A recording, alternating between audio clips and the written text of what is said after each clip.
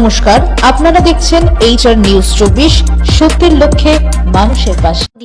সকাল থেকে ঘন কুয়াশায় আচ্ছন্ন গোটা নদিয়া জেলা। যান চলাচলের ক্ষেত্রে বিঘ্ন ঘটছে, পাশাপাশি অত্যাধিক কুয়াশার কারণেও বিঘ্ন ঘটছে রেল চলাচলে। সকাল থেকে ঘন কুয়াশার কারণে সাধারণ মানুষের জীবনযাত্রায় অনেকটাই বাধার সম্মুখীন হতে হচ্ছে।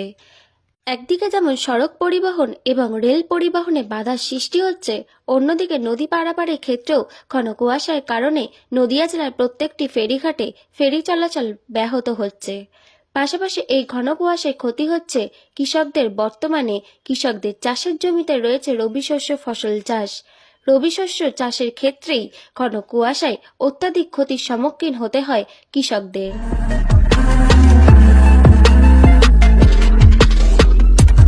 নমস্কার, আপনারা দেখছেন HR নিউজ 24, সত্যের লক্ষ্যে মানুষের পাশে।